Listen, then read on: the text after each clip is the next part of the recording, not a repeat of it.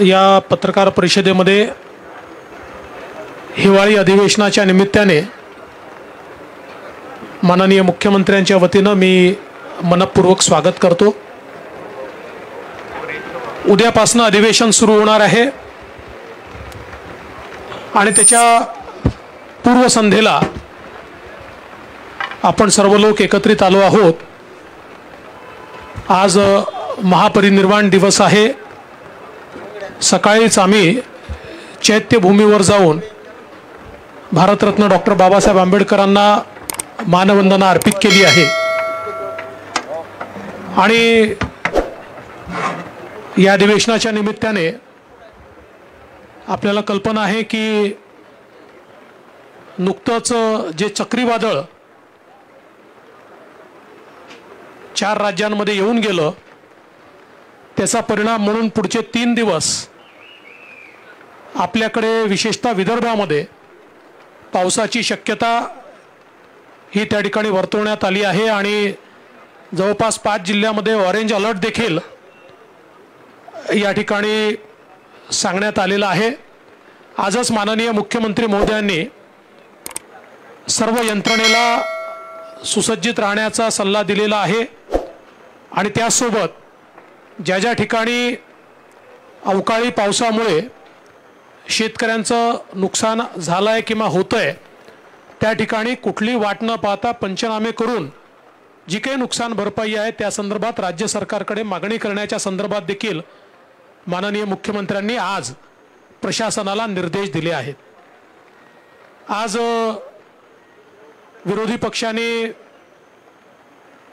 आमच्या चहापानावर बहिष्कार घातला कारण म्हणजे चहापान हे चर्चेकरता होतं, पण कदाचित विरोधी पक्षाचा स्वभाव पाहता पुढच्या वेळेस सुपारी पान ठेवावं लागेल म्हणजे कदाचित ते येतील अशी शक्यता मला दिसते आहे। मात्र आज विरोधी पक्षाने न येण्याची कारणं आणि जे पत्र दिलेलं आहे, मगाशी मी बघितलं की त्यांच्या पत्रकार परिषदेमध्ये काही लोक झोपी गेले होते। म्हणजे 3 राज्यात जसे झोपले तसे पत्रकार परिषदेतही काही लोक झोपी गेले होते, पण तशाच झोपेत हे पत्र लिहिलं आहे का असा प्रश्न पडावा अशा प्रकारचं पत्र विरोधी पक्षाने दिलंय। पहिल्यांदा तर मला आश्चर्य वाटतं, नागपूरचं अधिवेशन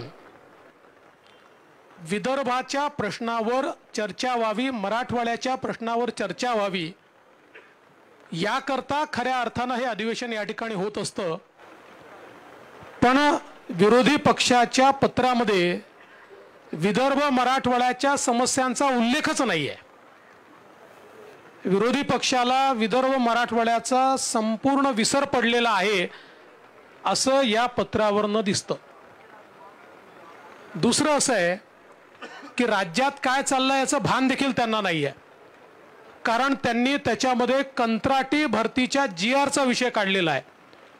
खरं म्हणजे सन्माननीय तत्कालीन मुख्यमंत्री उद्धवजी ठाकरे यांच्या सहीने निघालेला GR हा 1.5 महिन्यापूर्वी माननीय एकनाथरावजी शिंदे यांच्या सरकारने रद्द केला। हे देखील ज्या विरोधी पक्षाला माहिती नाही, ते विरोधी पक्षाची काय अवस्था आहे हे खरं म्हणजे आपण सगळ्यांनी हे बघितलं पाहिजे।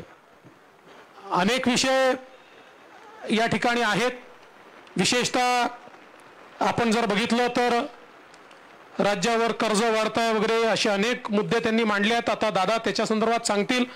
केवळ एकच आकडा जाणीवपूर्वक आपल्या पुढे ठेवतो की अर्थव्यवस्थेमध्ये किती वाढ झाली आहे। तर 2013-14 साली आपला GSDP आपली अर्थव्यवस्था ही 16 लाख कोटीची होती।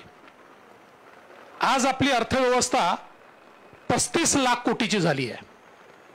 म्हणजे गेल्या 10 वर्षामध्ये 2.5 पटीपेक्षा जास्त आपली अर्थव्यवस्था झालेली आहे त्यामुळे मी कर्जाच्या संदर्भात या ठिकाणी सांगत नाही, दादा ती आकडेवारी आपल्याला सांगतीलच, पण मी एवढंच सांगू शकतो की आजही देशाच्या सगळ्या राज्यांच्या अर्थव्यवस्थेच्या तुलनेत मी असं म्हणणार नाही आम्ही श्रीमंत आहोत, पण बॅलन्स्ड अर्थव्यवस्था जर कोणाची असेल तर ती महाराष्ट्राची आहे, हे मात्र या ठिकाणी नमूद केलं पाहिजे. आज आमच्या विरोधी पक्षनेते वडेट्टीवार साहेबांनी NCRBच्या अहवालाचा देखील हवाला दिला. आता ठीक आहे, काही काळ त्यांचा होता, काही काळ आमचा होता, तरी NCRBचा अहवाल कसा वाचायचा हे देखील कधीतरी शिकलं पाहिजे. NCRB मध्ये एकूण गुन्हे कुठल्याही कॅटेगरीचे जे असतात, प्रति लोकसंख्या हे किती आहे याच्या आधारावर त्याचं आकलन होत असतं. म्हणजे आपण जर बघितलं तर आता एकूण गुन्ह्यांचाही विचार केला तरी 2020 साली 3,94,000 होते, ते 22 मध्ये 3,74,000 झाले आहेत. पण मी नेहमी सांगतो, गुन्हे कमी झाले जास्त झाले संख्येचा प्रश्न नसतो. आता लोक संख्येचा जर विचार केला, आता वडेट्टीवार साहेब कालही बोलले, परवाही बोलले, अजून विरोधी पक्ष नेते बोलले, बाकीचे नेते बोलले की महाराष्ट्र हा दुसरा क्राईम मध्ये, ही वस्तुस्थिती नाही आहे. लोकसंख्येचा विचार केला तर आपण देशामध्ये 8व्या क्रमांकावर, म्हणजे मी काय फार भूषणावे असं म्हणत नाही की 8व्या क्रमांक, पण आपण 8व्या क्रमांकावर आहोत. आपण जर खुनाचा विचार केला, जो एक अतिशय महत्त्वपूर्ण गुन्हा मानला जातो, तर त्यात महाराष्ट्र 17व्या क्रमांकावर आहे. आपण जर महिलांवरच्या गुन्ह्याचा विचार केला तर त्याच्यामध्ये देखील आपण राजस्थान, ज्याची लोकसंख्या आपल्या अर्धी आहे, तिथे 6,356 वगैरे आहेत. ओरिसा, जो अगदी छोटंसं राज्य आहे, तिथे 4,333 आहे.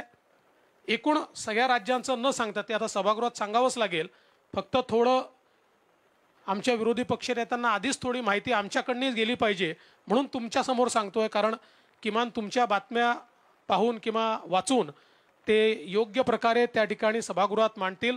तर त्यातही महाराष्ट्र हा 7व्या स्थानावर आहे. त्याच्यानंतर आपण जर या ठिकाणी बघितलं तर एकूण क्राईम रेटचं देखील मी सांगितलंय. बलात्कार, जो अतिशय घृणास्पद अशा प्रकारचा या ठिकाणी गुन्हा आहे, त्याच्यामध्ये महाराष्ट्र 12व्या क्रमांकावर आहे. त्याच्यानंतर अपहरण वगैरे जो विषय सातत्याने मांडला जातो, त्याच्यामध्येही महाराष्ट्र 7व्या क्रमांकावर आहे. हरियाणा, आसाम, ओरिसा, मध्य प्रदेश, राजस्थान, उत्तराखंड वगैरे अनेक राज्य हे आपल्यापेक्षा पुढे आहेत. त्यामुळे एकूणच NCRBचा रिपोर्ट कसा वाचला पाहिजे या संदर्भातलं प्रशिक्षण देखील आमच्या विरोधी पक्षाला या ठिकाणी देण्याची आवश्यकता आहे. खरं म्हणजे माननीय मुख्यमंत्र्यांना देखील या ठिकाणी बोलायचं आहे, अजितदादा देखील बोलतील आणि आपल्याला विधानसभेमध्ये बऱ्याच गोष्टींची उत्तरं देखील द्यायची आहेत. एकच गोष्ट या निमित्ताने मी सांगतो की काही बॅनर लागलेले आम्ही बघितले की 10 दिवस अधिवेशन. आता खरं म्हणजे ज्यांनी नागपुरात अधिवेशनच घेतलं नाही, अधिवेशनच टाळलं, ते सांगून राहिले 10 दिवस अधिवेशन. त्यांना पहिले माझा प्रश्न आहे, आम्ही रोज म्हणायचो नागपूरचं अधिवेशन घ्या, अधिवेशन घ्या, पण नागपूरचं अधिवेशन घ्यायची वेळ आली की कोविड यायचा आणि नागपुरात अधिवेशन व्हायचं नाही. त्यामुळे ज्यांनी नागपुरात अधिवेशनच घेतलं नाही, आणि आम्ही तर BSc मध्ये देखील सांगितलं की 19 तारखेला आपण पुन्हा BSc घेऊ आणि त्या दिवशी किती कामकाज आपल्याला झालंय, किती व्हायचं आहे, असा सगळा अंदाज घेऊ आणि त्याच्यानंतर त्याचा निर्णय करू. त्यामुळे मला असं वाटतं की पहिल्यांदा आरशात पाहिलं पाहिजे आणि त्याच्यानंतर त्यांनी बोललं पाहिजे. सत्तारूढ पक्ष सर्व प्रकारच्या चर्चांकरता आम्ही तयार आहोत. आम्हालाही असं वाटतं की सभागृहामध्ये चर्चा झाली पाहिजे याचं कारण शेतकऱ्यांचे प्रश्न आहेत, आरक्षणाचे प्रश्न आहेत. या सगळ्या प्रश्नांवर सकारात्मकतेनं पुढे जाण्याकरता माननीय मुख्यमंत्र्यांच्या नेतृत्वामध्ये आमचा सत्तारूढ पक्ष हा पूर्णपणे तयारीमध्ये आहे. त्यामुळे ज्याही प्रकारच्या चर्चांची मागणी होईल त्या चर्चा आम्ही करायला तयार आहोत. सत्ता पक्षातर्फेही काही चर्चा उपस्थित होतील, त्याचीही समर्पक उत्तर आम्ही द्यायला तयार आहोत. आणि विशेषतः या अधिवेशनातनं जाता जाता विदर्भाला, मराठवाड्याला, राज्याच्या मागास भागाला काही 4 गोष्टी मिळाल्या पाहिजेत, शेतकऱ्यांचं भलं झालं पाहिजे, या दृष्टीने सकारात्मक चर्चा ही व्हावी अशी आमची अपेक्षा आहे. कदाचित आता 3 राज्यांमध्ये जो काही पराभव झालेला आहे त्याच्यामुळे काहीतरी आत्मपरीक्षण आमचा विरोधी पक्ष करेल आणि जनतेला काय हवं आहे हे जर विरोधी पक्षाच्या लक्षात आलं तर निश्चित त्यातनं काहीतरी भलं होईल. अन्यथा EVMमुळे जिंकले, मग आता देशामध्ये दक्षिण विरुद्ध उत्तर भारत होत आहे, अशा प्रकारचे समाधान आपल्या मनाचं त्यांनी करून घेतलं तर याहीपेक्षा अधिक पानिपत त्यांचं येत्या लोकसभेमध्ये तसं तर होणारच आहे, पण याहीपेक्षा वाईट होईल.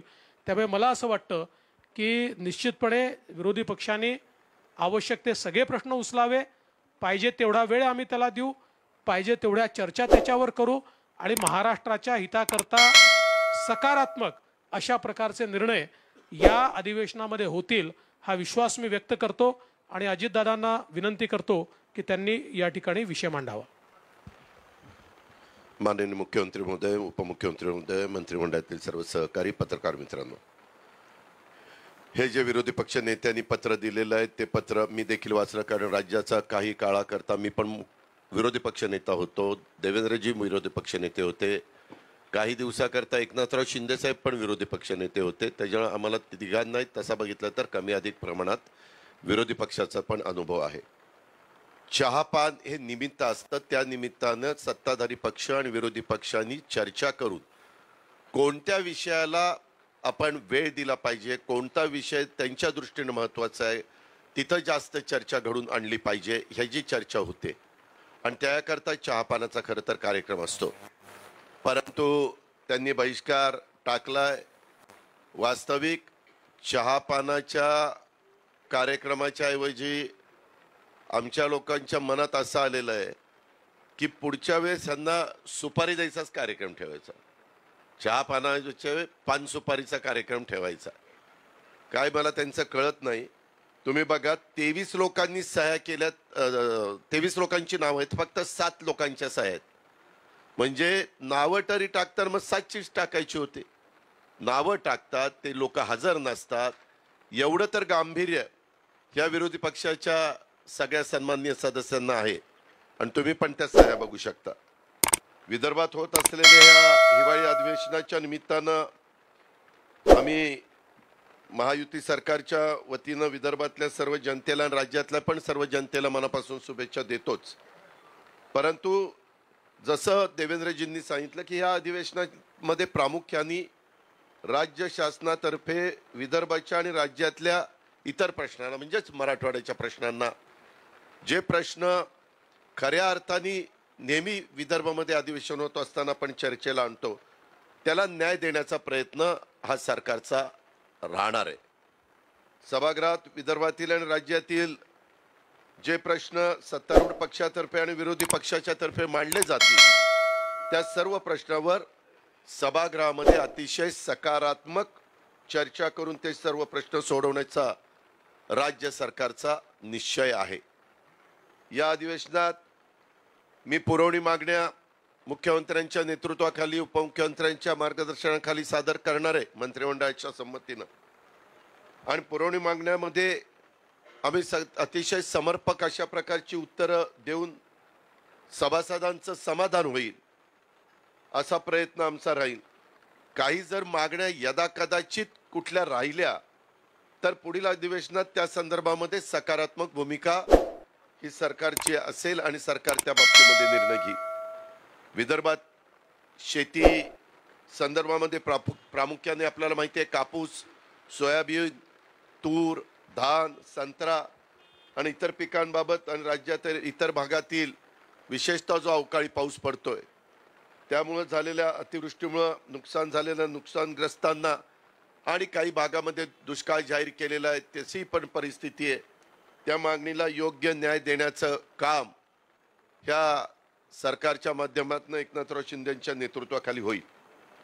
बाकीच्या बाबतीमध्ये मुख्यमंत्री महोदय बोलतील, परंतु त्याच्यातला एक मुद्दा हा अर्थ विभागाशी संबंधित आहे ज्याचा थोडासा उल्लेख देवेंद्रजींनी केला आणि त्याबद्दल मी राज्याचा अर्थमंत्री म्हणून सांगू इच्छितो की त्यांनी 6.5 लाख कोटी कर्जाचा उल्लेख केलेला आहे.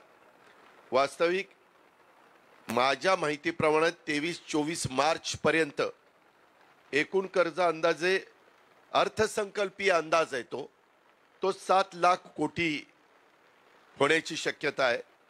यावर्षी आपण 1,20,000 कोटीचं कर्ज काढू शकतो, जो रेशो केंद्र सरकारने ठरवून दिलेला आहे आणि त्याचं अनुकरण बहुतेक राज्य करण्याचा प्रयत्न करत असतात. आपल्याला 1,20,000 कोटी जरी कर्ज काढता येत असलं तरी देखील आम्ही शिंदे साहेबांच्या नेतृत्वाखाली 80,000 कोटीचं कर्ज काढण्याचा आमचा अंदाज आहे, तसं आम्ही ठरवलेलं आहे. कर्जाची परतफेड जे काही आजपर्यंत कर्ज काढलेलं असतं ते राज्य सरकारला द्यावं लागतं. त्याच्यामध्ये मुद्दल आणि व्याज धरून साधारण 53,000 कोटी रुपये आम्हाला त्याच्यातनं द्यावे लागणार आहेत. आपल्या राज्याचं ग्रॉस स्टेट डोमेस्टिक प्रॉडक्ट ज्याला आपण GSDP म्हणतो ते उत्पन्नाचं कर्जाचं प्रमाण 2013-14 मध्ये 16.33 होतं, 20-21 मध्ये 19.76 होतं आणि 23-24 मध्ये अंदाज आहे, आता 2 महिन्यांनीच मार्च 2-3 महिन्यांनी येईल, परंतु ते 18.23% म्हणजे सर्वसाधारण आम्हाला सूचना आहेत केंद्राच्या ते 25%च्या आत असावं. आपलं 18.23% पर्यंत ते राहील, म्हणजे ते आपण अतिशय व्यवस्थितपणे हे करतोय. ज्याचा उल्लेख देवेंद्रजींनी केला, आपलं राज्याचं nominal GSDP gross state domestic product 2013-14 त्यांनी सांगितलं 16,49,647 कोटी होतं. 22-23 मध्ये गेल्या वर्षी 35,27,084 कोटी होतं. मित्रांनो, मी मुख्यमंत्री उपमुख्यमंत्र्यांच्या साक्षीनं सांगतो 23-24 मार्च पर्यंत म्हणजे उद्याच्या 24 मार्चला ते 38 लाख कोटी रुपये होणार आहे. 38 लाख कोटी. आणि कर्जाचं प्रमाण हे FRBM ज्याला fiscal responsibility and budget management act 2003चा आहे, त्याला आपण FRBM म्हणतो. ते FRBM कायद्यानुसार GSDPच्या 3%च्या आत ते असावं. आपण हे प्रमाण पाळलेलं आहे, म्हणजे आर्थिक शिस्त महायुतीच्या सरकारने पाळण्याचा काटेकोरपणे प्रयत्न त्या बाबतीमध्ये केलेला आहे. त्याच्यामुळं विरोधी पक्षांनी जे पत्रामध्ये उल्लेख केलाय वाढलेलं कर्ज, ते नुसतं कर्जाचा आकडा सांगतात, परंतु त्याच्यातनं आपला राज्याचा नॉमिनल GSDP हा 38,000 कोटीपर्यंत म्हणजे 13-14ला 16 लाख कोटी होता, तो 38 लाख कोटीपर्यंत म्हणजे किती पटीनं वाढला ते आपण पण बघू शकता.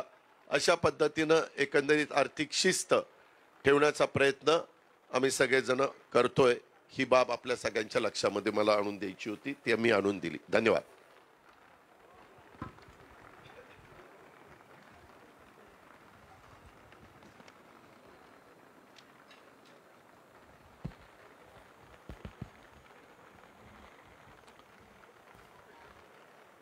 हिवाळी अधिवेशन उद्यापासून सुरू होतंय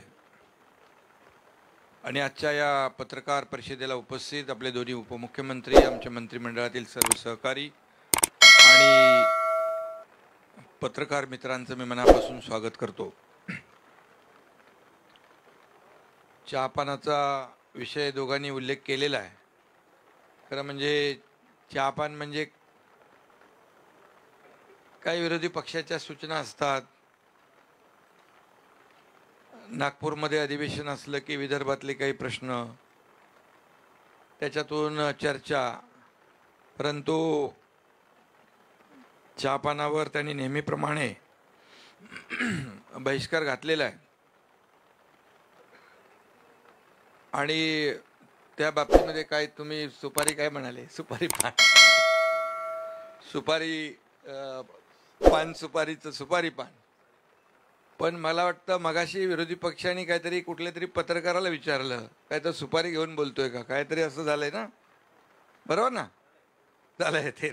म्हणजे त्यांचा विश्वास न्यायालयावर पण नाही, यंत्रणेवर पण नाही, पत्रकारांवर पण नाही. जे त्यांच्या बाजूने बोलतील ते चांगले, जे काही प्रश्न विचारतील ते विरोधक वाईट. म्हणजे एक अवसान गळालेला विरोधी पक्ष, खरं म्हणजे एक जो कॉन्फिडन्स लेवल गमावलेला विरोधी पक्ष कसा असतो तो या आजच्या पत्रकार परिषदेमध्ये आपण पाहिलेला आहे. अजितदादा म्हणाले किती सह्या, 23 लोकांची नावं आणि 7 सह्या, आणि त्यातले 3 झोपले होते 7 पैकी. त्यामुळे म्हणजे विरोधी पक्ष नेता जेव्हा बोलत असतो, जेव्हा त्याच्यात काही दम मुद्दे असतात, तेव्हा सगळे अगदी ऐकण्याच्या मनस्थितीत असतात. पण आम्ही ते मुंबई नागपूरचा प्रवास करत होतो विमानामध्ये, त्यामुळे त्यांनी काय म्हटलं हे आम्हाला सगळं कळलं नाही. पण पत्र जे दिलं त्या पत्रामध्ये एवढे सगळे मुद्दे आणि बिनबुडाचे मुद्दे, अंतिम आठवडा प्रस्ताव त्यांनी आजच दिला आहे, म्हणजे तो पुढे द्यायचा तो अगोदर. त्यामुळे एक खरं म्हणजे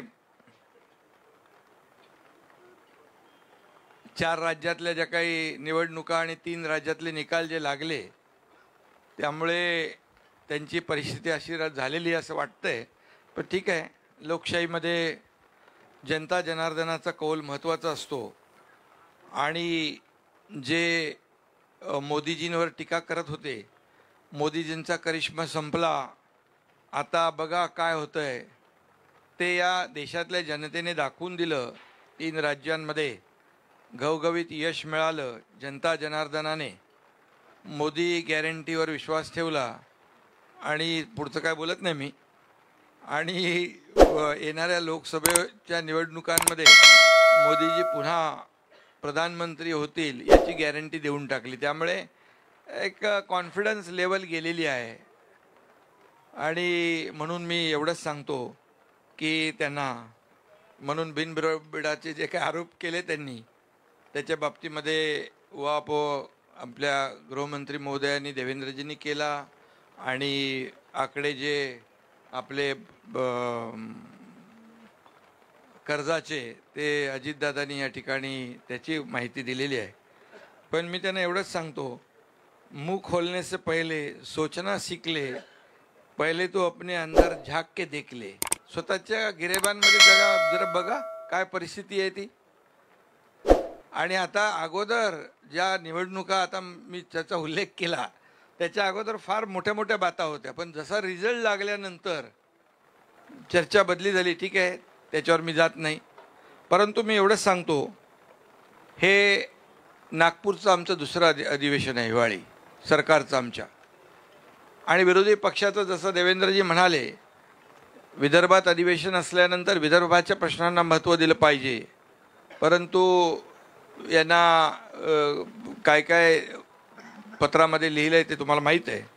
आणि म्हणून विदर्भामध्ये हे अधिवेशन होतं आहे. विदर्भाशी आमचं एक नातं आहे आणि नक्कीच या विदर्भातल्या जनतेला या अधिवेशनामधून न्याय देण्याचं काम नक्की केलं जाईल. मुख्यमंत्री आणि आमचं सरकार याला न्याय देताना एक विशेष आनंदही आम्हाला होईल.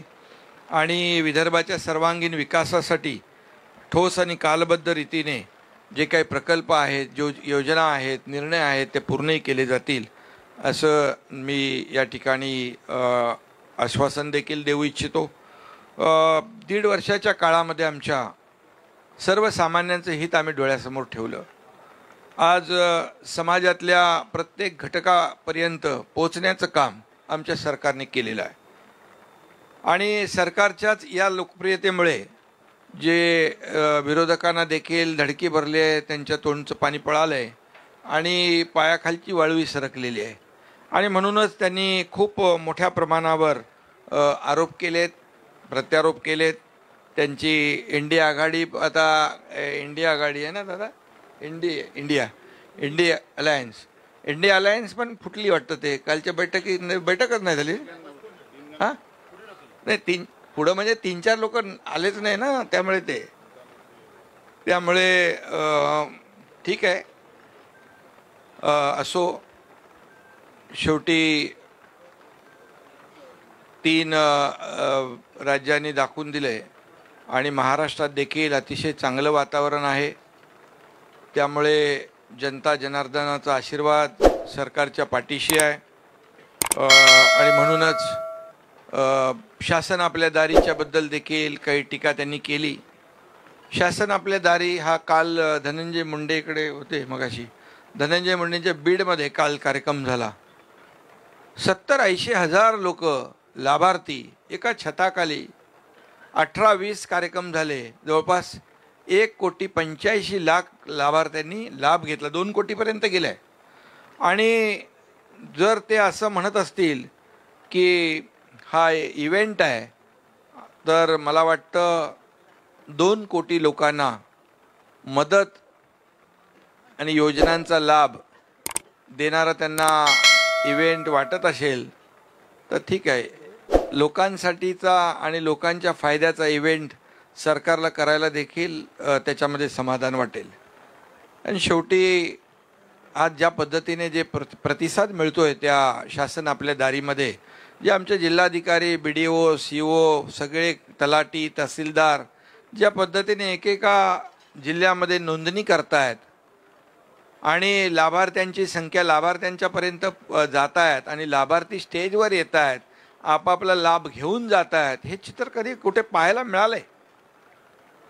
त्यामुळे हे पोटदुखी आहे. ठीक आहे, जाऊ द्या, त्यांना ज्या वाटायचं ते वाटू द्या.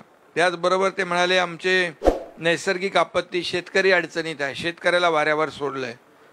आपल्याला मी सांगतो, आजवर म्हणजे 2.5 वर्षाचा काळ मागचा सोडला तर शासनाने, आमच्या सरकारने सगळे नियम बाजूला ठेवले. NDRFच्या दुप्पट केलं, 2 हेक्टरचे 3 हेक्टर केले. सततच्या पावसाला आपण कुठे कशामध्ये बसत नव्हता ते आपण केलं. आणि जे काही नुकसान होतं अवकाळी पावसामुळे, आताही अवकाळी पाऊस आहे, गारपिटीमुळे नुकसान होतं, त्याला तातडीने आमच्या सरकारने पंचनामे करण्याचे निर्णय घेतले आणि 10,000 कोटीपर्यंत आपण आतापर्यंत, त्यापेक्षा जास्त शेतकऱ्यांना आपण दिले. 1 रुपयात पीक विमा योजना केली. 25% अग्रिम त्यांना रक्कम देखील सुरू झाली. शेतकऱ्यांसाठी नमो सन्मान शेतकरी योजना, जशी की आपल्या केंद्र सरकारची मोदी साहेबांची 6,000 रुपये, आपल्या सरकारने देखील 6,000 रुपये त्यामध्ये ॲड केले. राज्य आपलं पहिलं, देशातलं पहिलं राज्य आहे हे आपल्या केंद्र सरकारच्या बरोबर 6,000 रुपये ॲड करणार. आणि त्याचबरोबर जे महाविकास आघाडी, दादांना माहीत आहे, ते 50,000 रुपये द्यायचे होते ना, अरे हां, नियमित कर्जफेड करणाऱ्यांना 50,000 रुपये द्यायची घोषणा केली. दिले नाही, दिले आम्ही. त्यामुळे शेतकऱ्यांच्या बद्दल बोलायचा नैतिक अधिकार काय? खरं म्हणजे शेतकऱ्यांच्या तोंडाला पानं पुसण्याचं काम त्या लोकांनी केलं. त्यांनी काय आम्हाला सांगावं? जे कधी घरातून बाहेर पडले नाहीत ते शेताच्या बांधावर जाण्याच्या बात्या आमच्याबरोबर करतायत. ठीक आहे, आम्ही शेताच्या बांधावर शेतकरी लोक आहोत, आम्ही शेतकऱ्यांची मुलं आहोत. आमचे मंत्री सगळे लोक जात आहेत शेतकऱ्याच्या बांधावर. आणि झाल्याबरोबर अवकाळी गारपीट, तातडीने त्याचे पंचनामे करणे, त्यांना मदत देणे, याच्यामध्ये कुठेही आमचं सरकार हात आकडता घेणार नाही. इकडे 2 जण आहेत, तिजोरीवर कितीही ताण पडला तरी सुद्धा अजून आम्हाला खूप स्कोप आहे. शेतकऱ्यांना वाऱ्यावर आम्ही सोडणार नाही. शेतकरी हा बळीराजा आमचा मायबाप आहे, अन्नदाता आहे. आम्ही त्याच्या तोंडाला पानं पुसणार नाही. आम्ही त्याच्या पाठीमागं खंबीरपणे उभं राहणार हे मी या ठिकाणी सांगू इच्छितो. त्याचबरोबर आज आणखी त्यांनी काही म्हटलं, गुन्हेगारीच्या बद्दल तर आपण सांगितलं, गुन्हेगारीचं प्रमाण आणि आम्ही गुन्हेगारीचं प्रमाण गृहमंत्र्यांनी सांगितलं, त्याची राज्याची उदाहरणं दिली. पण आम्ही खोटे गुन्हे कधी दाखल नाही केले. जे आहे वस्तुस्थिती ती मांडली, ती नोंद झाली. पण जसं 2.5 वर्षाच्या काळात कुणाकुणावर खोटे खोटे गुन्हे दाखल केले झाले ते आपल्याला माहीत आहे. राणेसाहेब असतील, हनुमान चालीसा वाचला त्याच्यावर जेलमध्ये टाकलं. कुठले आणि कोण? गिरीश महाजन, तो जेलमध्ये मोकाट टाकत होते. अजून 4-5 लोकांची नावं होती. हे म्हणजे खोटे गुन्हे दाखल करण्याचं काम, ते पाप आम्ही नाही केलं. जे खरं घडलंय ते नोंद झालेत. आणि म्हणून नोंदणीचं प्रमाण आणि कन्व्हिक्शन रेट पण या आमच्या सरकारमध्ये त्यांना आकडेवारी त्यांना पूर्ण मिळाली नाही, म्हणून त्यांनी आकडेवारी पूर्ण दिली नाही. आणि म्हणून या ठिकाणी मी एवढंच सांगेन की आमचं सरकार गुन्हे लपवून कातडी वाचवणारं सरकार नाही, तर सत्याला सामोरं जाणारं सरकार आहे. आणि खोटं आम्ही करणार नाही. आज ज्या पद्धतीने भ्रष्टाचाराचा काही आरोप केलेत, भ्रष्टाचार कुणी केला, कशामध्ये केला हे आपल्या सगळ्यांना माहीत आहे. खिचडीमध्ये, बॉडी बॅगमध्ये, ऑक्सिजन प्लांटमध्ये. अरे इकडे कोविडमध्ये माणसं मरत होती आणि तुम्ही काही लोक पैसे बनवत होता. कुठं फेडणार हे पाप? आणि ज्याच्यामुळे अनेक लोकांचे मृत्यू झाले हे सगळं बाहेर येईल.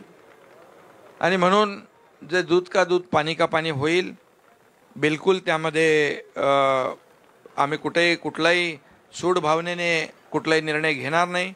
पण जे सत्य आहे ते सत्य जनतेसमोर आणण्याचं काम आमचा गृहविभाग करेल. आणि लोकांना, जनतेला न्याय देण्याचं काम नक्की आम्ही करू. आम्हाला काहीतरी म्हणाले की स्वाभिमान हरवलेत, दिल्लीत जातात, कठपुतली आहे. आता ज्यांना मॅडमच्या परवानगीशिवाय नाक खाजवायची पण परवानगी नाही इकडं, आता त्यांनी आमच्यावर आरोप करायचं, स्वाभिमानाची भाषा करायची. अरे आम्ही दिल्लीला जातो ना, दिल्लीला जातो, निधी आणतो. आता केंद्र सरकारने आम्हाला जे पैसे दिलेले आहेत मागितल्याशिवाय मिळत नाही ना. प्रयत्न करायला लागतो, पाठपुरावा करायला लागतो. कडकसिंग बनून चालत नाही.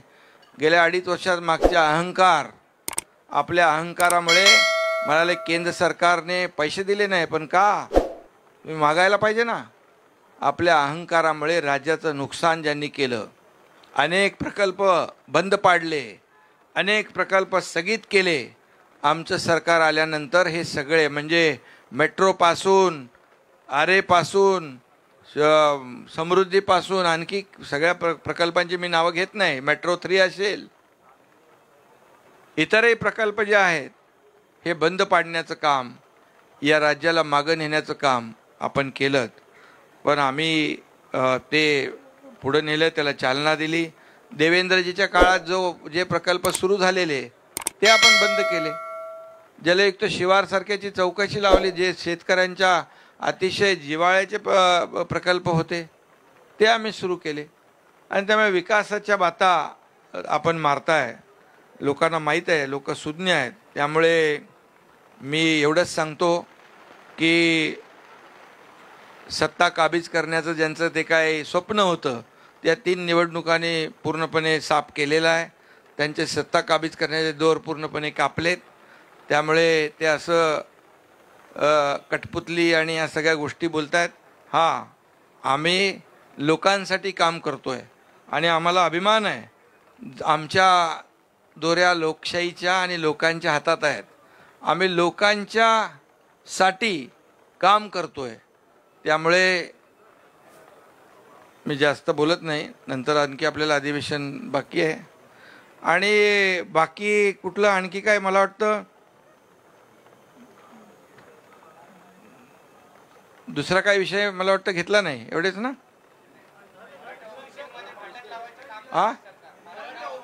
हा, मराठा ओबीसी मध्ये भांडण, तो एक विषय घेतला.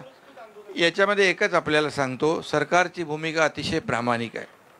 सुरुवातीपासून आम्ही भूमिका घेतली आहे मराठा समाजाला आरक्षण देण्याची, आणि ते देत असताना ओबीसी वर कुठलाही अन्याय होणार नाही, इतर समाजावर अन्याय होणार नाही, कुणाचंही आरक्षण कमी केलं जाणार नाही. ही भूमिका आमची स्पष्ट आहे. मी तर मुंबईमध्ये दसरा मेळाव्यामध्ये शिवाजी महाराजांची शपथ घेऊन सांगितले, आणि आमचं मंत्रिमंडळ, आमचे दोन्ही उपमुख्यमंत्री, आमचं सगळ्या सरकारची भूमिका आहे. आणि मराठा आरक्षण आम्ही ओबीसीची बरोबर बैठक घेतली, त्यांनाही आम्ही सांगितलं की ओबीसीचं जे दिलेलं आरक्षण आहे आपण चिंता करू नका. जे आता नोंदींचा जो विषय आहे तो शिंदे कमिटी काम करते, तो GR अगोदरचा, आम्ही काय नवीन काय करत नाही. ज्या जुन्या नोंदी आहेत, वंशावळी आहेत, रक्ताची नाती आहेत, परंतु जे मराठा आरक्षण आहे ते देण्याचं काम सरकार करेल. सर्व विरोधी पक्षांची त्याच्यामध्ये बैठक घेतली आम्ही, शरद पवार साहेब होते, सगळे लोक होते, आणि सगळ्यांना विश्वासात घेऊन आम्ही सांगितलं की मराठा आरक्षण देणार, टिकणार, कायद्याच्या चौकटीत बसणारं, त्याच्यावर युद्ध पातळीवर काम सुरू आहे. सगळ्या गोष्टी मी तर सांगत नाही, परंतु मराठा समाजाने देखील विश्वास ठेवावा की आपलं जे आरक्षण काही मागच्या सरकारच्या चुकांमुळे गेलेलं आहे, जे देवेंद्रजींच्या काळात मी त्यांच्याबरोबर होतो, चंद्रकांत दादा इकडे आहेत, उपसमितीचे अध्यक्ष होते, ते दिलं, हायकोर्टने कन्फर्म केलं, दुर्दैवाने सुप्रीम कोर्टात रद्द झालं. याला कोण कारणीभूत आहे काय हे सगळं तुम्हाला माहीत आहे सगळं, आणि ते मी सांगेन योग्य वेळी. परंतु ते टिकणारं आरक्षण, कायद्याच्या चौकटीत बसणारं आरक्षण मराठा समाजाला देणार. पुन्हा एकदा मी सांगतो, कुठल्याही दोन्ही समाजामध्ये काही लोक तेढ लावण्याचा प्रयत्न करतायत, ते बिलकुल होता कामा नये. सरकारची भूमिका स्पष्ट आहे आणि ती भूमिका मी आपल्यासमोर जाहीर केलेली आहे.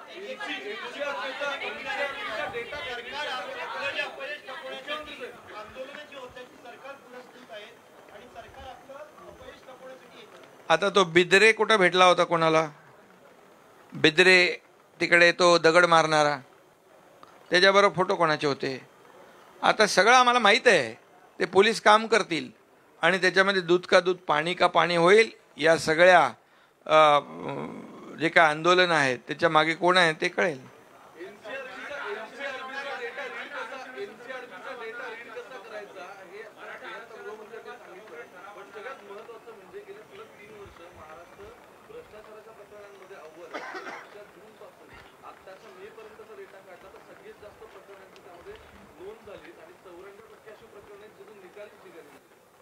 नाही, आमच्या काळात सरकारच्या नाही, भ्रष्टाचाराचं कुठलं उदाहरण आमच्या सरकारच्या काळात झाले?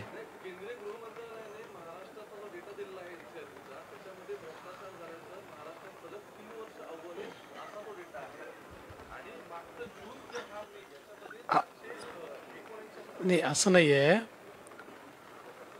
त्याच्यामध्ये असं आहे की आता केंद्र सरकारने जी काही पूर्वीची भ्रष्टाचाराच्या संदर्भातला जो कायदा होता, या कायद्यामध्ये जी काही कन्सेंट घ्यावी लागायची त्या कन्सेंटची पद्धती बदलली आहे. ती बदलल्यामुळे आता काही प्रकरणं हे त्या कन्सेंटमध्ये बसत नाही. त्यामुळे ती विभाग ती कन्सेंट त्या नियमानुसार त्या ठिकाणी देत नाहीत. एवढाच हा विषय आहे. बाकी एक गोष्ट, आपण या गोष्टीचं खरं म्हणजे ठीक आहे, भ्रष्टाचारचं समर्थन करताच येत नाही, पण महाराष्ट्रामध्ये भ्रष्टाचार विरोधी आपलं जे पथक आहे हे सातत्याने कारवाई करतं. ही कारवाई करतं म्हणून लोक पकडले जातात. त्याच्यामुळे जर कारवाईच केली नाही, म्हणजे आता इतर राज्य जे आहेत त्या राज्यांमध्ये काय होतं याच्यावर मला कमेंट करायचं नाही, पण महाराष्ट्रामध्ये मात्र ACB काम करते. आणि आम्ही जे गृहसचिव आहेत या गृहसचिवांना अतिशय स्पष्टपणे सांगितलं आहे की विभागांना ज्या कारण त्या प्रत्यक्ष विभागांना ती कन्सेंट मागितली जाते, त्या विभागांना सांगा की 3 महिन्यामध्ये नियमात बसत असेल तर कन्सेंट द्या, नियमात बसत नसेल तर कन्सेंट नाकारा. कुठलेही प्रकरण पेंडिंग ठेवू नये असे आम्ही स्पष्ट निर्देश दिले आहेत। सर, आरोग्य विभागाच्या भ्रष्टाचारावर हा प्रश्न उपस्थित केला विरोधी पक्षनेत्यांनी। औषध खरेदीबाबतही अद्याप निर्णय नाही झाला असेही ते म्हणाले।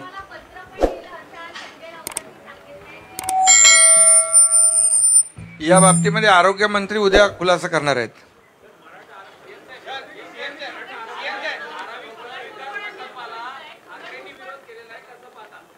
अरे ते तर प्रत्येक विकास कामाला विरोधच करतात। मला वाटतं धारावी हा आशिया खंडातला सगळ्यात मोठा प्रकल्प आहे आणि आज काय परिस्थितीमध्ये ते लोक राहत आहेत याचा विचार प्रत्येकाने केला पाहिजे। आणि प्रत्येक वेळेला विकासाला विरोध करायचा आणि म्हणायचे प्रकल्प गेले। अंबानींच्या घराखाली काय लावलं होतं ते बॉम्ब जिलेटिन कोणी ठेवलं? तो अधिकारी कोणी आणला होता? इकडं अंबानीच्या खाली ते ठेवायचं आणि इकडे आता अदानीच्या घरी मोर्चा काढायचं। आमचं त्यांच्याशी काय घेणं देणं नाही आहे। पण हे जे विकास प्रकल्प जे आहेत हे जेव्हा लोकांच्या हिताचे, मग समृद्धी असेल नाही तर आणखी जे काही मेट्रोचे प्रकल्प असतील, याला प्रत्येक प्रकल्पाला विरोधासाठी विरोध करता कामा नये। ठीक आहे, काही कारण असेल तर जरूर करा, परंतु विकास विरोधी भूमिका नेहमीच त्यांनी घेतलेली आहे। खरं म्हणजे धारावीच्या नागरिकांनी, धारावी हे आशिया खंडातला सगळ्यात मोठी झोपडपट्टी आहे, ती पाहायला लोक येतात। आमच्या सरकारने ठरवलं आहे त्याचा पुनर्विकास होऊन लोक बघायला आले पाहिजे। आशिया खंडामध्ये नाही जगामध्ये एक भव्य असा मोठा प्रकल्प करण्याचा निर्णय आम्ही घेतला आहे। खरं म्हणजे तिथले लोकच उद्या जे विरोध करतायत, उलटा मोर्चा तिकडे काढला तर मला वाटत नाही आश्चर्य वाटणार नाही। याच्यामध्ये एक अजून मुद्दा मी मुख्यमंत्र्यांच्या परवानगीने सांगतो। बघा, नाणारला विरोध केला, नवीन जागा त्यांनी पत्राने सुचवली केंद्र सरकारला आणि मग तिथे ज्यावेळेस काम सुरू केलं तर तिथे देखील विरोध केला।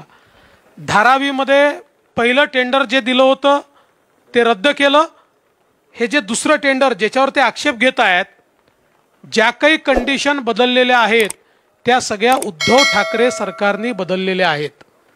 सगळ्या अटी शर्ती याच्या उद्धव ठाकरे सरकारने तयार केलेल्या अटी शर्ती आहेत। कुठल्याही अटी शर्ती शिंदे सरकारने तयार केलेल्या नाहीत। जे काही बदल केले जुन्या अटी शर्तींमध्ये ते उद्धव ठाकरे सरकारने केलेले। आता पुन्हा त्याला विरोध। माझा स्पष्ट आरोप आहे, धारावीच्या लोकांना झुंझुवत ठेवायचं, गरीबाला घर मिळू द्यायचं नाही, हाच प्रयत्न याच्यामध्ये आहे। खरं म्हणजे आम्ही तर त्याच्यात बदल करून ही ट्रान्सपरन्सी आणली आहे की आता TDRचा सेल हा बुकवर करता येणार नाही। आता TDRचा सेल हा डायनामिक प्लॅटफॉर्मवर करावा लागेल आणि ओपन टू ऑल प्लॅटफॉर्मवर करावा लागेल। हा ओपन डिजिटल प्लॅटफॉर्मवर करावा लागेल।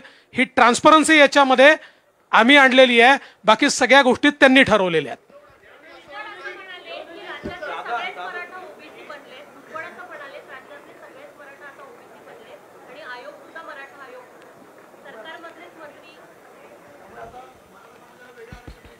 नाही, मी त्या बाबतीमध्ये भूमिका स्पष्ट केलेली आहे आणि भुजबळांनाही ते माहीत आहे आणि त्यांच्याशी आमची चर्चा झालेली आहे। त्यामुळे कुठलाही गैरसमज नको। मराठा समाजाला आरक्षण देताना इतर कुठल्याही समाजावर अन्याय होणार नाही। मराठा समाजाला आरक्षण देण्यासाठी जी भूमिका, जे काही करायचं आहे, जी प्रक्रिया करायची आहे ती युद्धपातळीवर सुरू आहे।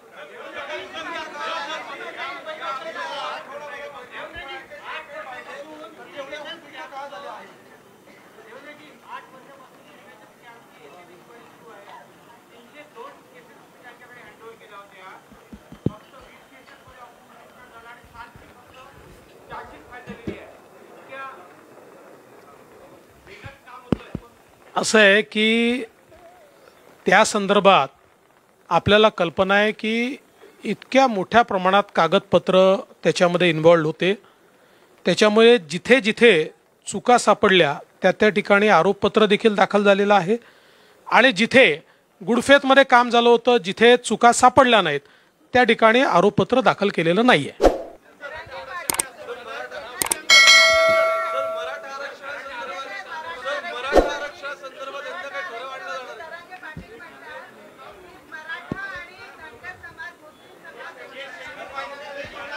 नाही, त्यांना हे माहिती नाही, त्यांना हे माहिती नाही की 2013 साली आम्ही राजस्थान, छत्तीसगड, मध्य प्रदेश जिंकलो होतो आणि 14 मध्ये आम्ही लोकसभा जिंकलो, 18 मध्ये 3 राज्य हारलो, तरी 19 मध्ये जिंकलो.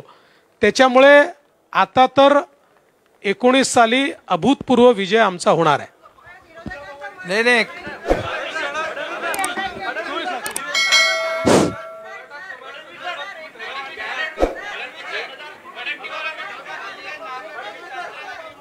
बोला तुम्ही बोला. मराठा समाजाला आरक्षण देण्यासंदर्भातला नाही ठराव नाही, आम्ही आरक्षण देणार आहोत. त्यांना आरक्षण देण्यासाठी प्रक्रिया करावी लागते. टिकणारं, कायद्याच्या चौकटीत बसणारं, इतर समाजावर अन्याय न करणारं, हा शब्द आहे आमचा.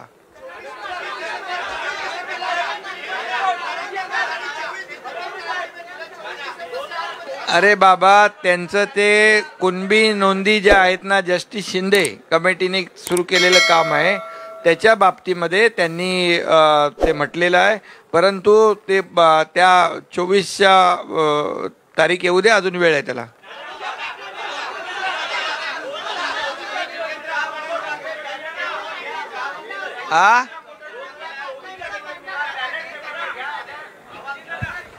आता पोट वाढलं तर मी काय करू? वाढलं ते वाढलं, पण ते पोट नुसतं वाढलं, त्याच्यात महिना कुठला गेलेला नाहीये, एवढं लक्षात ठेव. असं आहे, कर्नाटकामध्ये जर काँग्रेस जिंकली तर ईव्हीएम चांगलं, तेलंगणामध्ये काँग्रेस जिंकली तर ईव्हीएम चांगलं, पंजाबमध्ये काँग्रेस जिंकली, आपलं आप जिंकली तर ईव्हीएम चांगलं, आणि दिल्लीत आप जिंकली तर ईव्हीएम चांगलं, आणि भाजप जिंकली. मी तर पहिली प्रतिक्रिया माझी हीच होती की आता 3 राज्यात आम्ही निवडून आलो आहोत, त्यामुळे ईव्हीएमवर प्रश्नचिन्ह निर्माण होईल.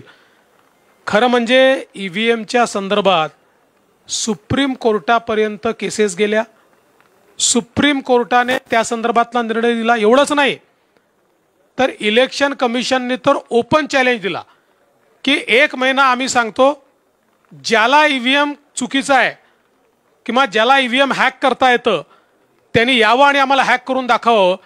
1 महिन्यामध्ये एकही मायका लाल ईव्हीएम हॅक करू शकला नाही. आत्ता प्रॉब्लेम एवढाच झाला आहे की या प्रभावानंतर इंडी आघाडीच्या नेत्यांना आपल्या कार्यकर्त्यात उत्साह कसा आणावा हे समजत नाही आहे. त्यामुळे ते आपल्याकडे म्हणतात ना, चित हुआ तो क्या हुआ, मेरी टांग तो ऊपर थी, तसं हे ईव्हीएमचं गिरे तो गेरे टांग ऊपर थी, तसं हे टांग ऊपर थी वालं त्यांचं काम चाललेलं आहे. आणि शेवटी बॅलेटने घ्यायचं की इलेक्ट्रॉनिक मशीनने घ्यायचं हे इलेक्शन कमिशन ठरवतं. इलेक्शन कमिशनने, आणि याच्यापूर्वी 2004 साली किंवा 2009 साली, विशेषतः 2009 साली जेव्हा UPAचं सरकार आलं होतं तेव्हा पूर्ण देशातल्या निवडणुका ईव्हीएमवरच झाल्या होत्या. त्यामुळे मला असं वाटतं की आत्मपरीक्षण करायच्या ऐवजी अशा प्रकारे जोपर्यंत ते मनाची समजूत घालतील तोपर्यंत त्यांची हीच परिस्थिती राहील. नाही, याच्यामध्ये एकच मी सांगू इच्छितो, याला जोडून राजस्थानमध्ये प्रचाराला मी गेलो होतो. राजस्थानमध्ये राहुल गांधी मागच्या निवडणुकीमध्ये गेले, त्यांनी सांगितलं 1 2 3 4 5 असं 10 गिनले. बोले 10 दिन के अंदर किसानों का पूरा कर्ज माफ करेंगे. 5 वर्ष झाले तरी नाही, 19,000 शेतकऱ्यांची जमीन निलाम झाली, 800 का 1000 लोकांनी आत्महत्या केली.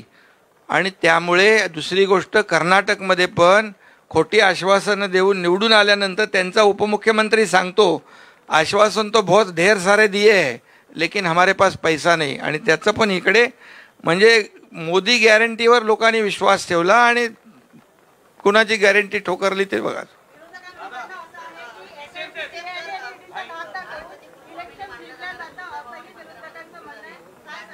आता त्यांना आरोप करायला दुसरी जागाच नाही ना.